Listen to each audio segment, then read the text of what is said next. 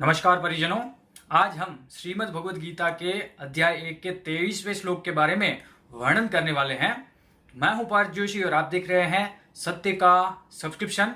तो चलिए पहले श्लोक देख लेते हैं, उसके बाद उसका वर्णन जो है वो भी करेंगे। श्लोक कुछ इस तरह से है। अध्याय 1 श्लोक 23वां।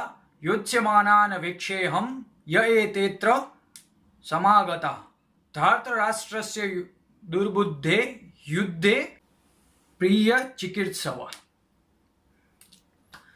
तो यहां पर पहले के श्लोकों का अगर आपने वर्णन नहीं देखा है तो पहले वो देख लीजिएगा, क्योंकि सारे जो हैं वो इंटरकनेक्टेड रहते हैं, तो आपको ज्यादा सहायता मिल जाएगी। युत्स्यमानान वेक्षेहम मतलब कि युद्ध की जल्दी से कामना करने वाले, इच्छा करने वाले लोगों को मैं देख लेता हूं। ऐसा क्यों कहा? क्योंकि सबसे पहला शंखनाद जो है वो कौरव पक्ष की तरफ से युद्ध का हुआ था और उसके बाद सब वाजिंत्र जो है वो बजने लगे, ढोल, गौमुखा, पणक ये आदि बजने लगे। तो ये सारे वहां से बजे थे, तो मतलब उनको युद्ध करने की इच्छा जो है वो तीव्र है, जल्दी से वो लोग युद्ध करना चाहते हैं। तो ऐसे लोगों को मैं देख लेता हूं। साथ में सारे के सारे जो हैं वो साथ में वहां पर जमा हुए हैं।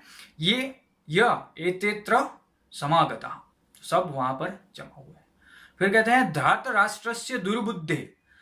तो यहां पर दोनों ही हम कंसिडर कर सकते हैं। धार्तराष्ट्रस्य मतलब दुर्योधन, धृतराष्ट्र का पुत्र, और अन्याय पूर्वक राज्य करने वाले वो भी धृतराष्ट्र ही कहे जाते हैं। जो अन्याय से राज्य करते हैं उसको भी धृतराष्ट्र कहा जाता है।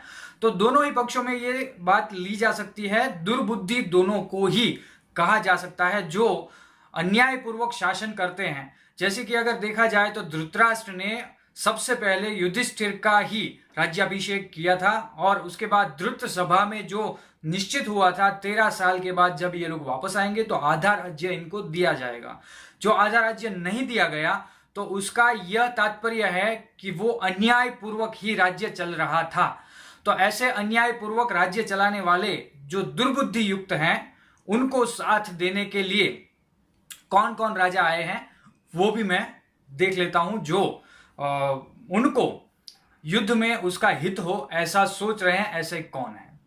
तो दोस्तों चलिए इसका निरूपण करते हैं। मैंने भाषांतर तो कर दिया, अब निरूपण करते हैं और इसका वर्णन करते हैं कि क्या कहना चाहते हैं।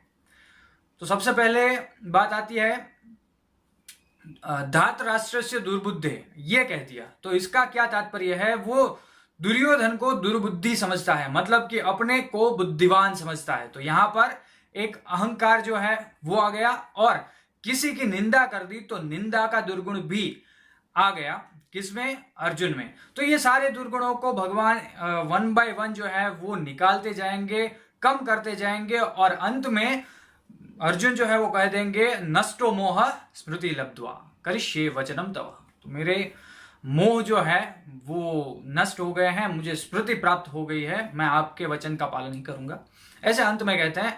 इसके पहले बहुत सारे दोष जो हैं वो बाहर आते हैं अर्जुन के। तो ये सारे दोष जो हैं दोस्तों वो हम में भी हैं। हम ज्यादातर लोगों की निंदा कर देते हैं, कुछ ना कुछ कह देते हैं, लेकिन अपने आप के अंदर क्या झांक कर देखते हैं कि क्या वो दुर्गुण हम में है या नहीं।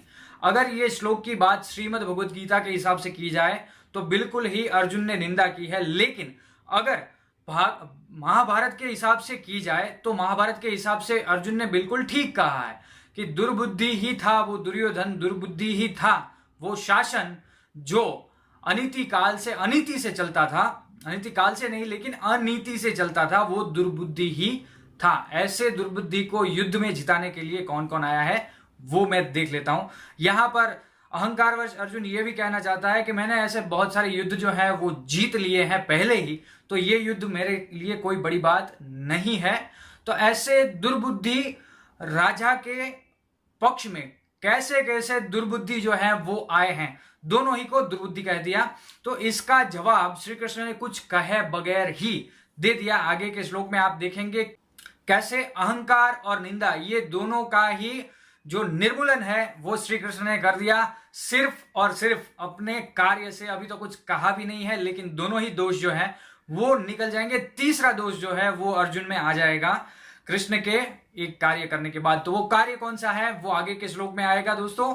तो ये फिलहाल कैसा लगा आपको, इसकी जरूर से कमेंट कीजिएगा, और श्रीमद् भगवत गीता का प्रचार प्रसार करने के लिए ये वीडियो को ज्यादा से ज्यादा शेयर कर दीजिए। अगर अभी तक आपने हमारे चैनल को सब्सक्राइब नहीं किया, चैनल को सब्सक्राइब कीजिए, बेल आइकन को क्लिक कीजिए। और याद रखिए परिजनों, मैं हूं पार्थ जोशी और आप देख रहे हैं सत्य का सब्सक्रिप्शन। धन्यवाद परिजनों।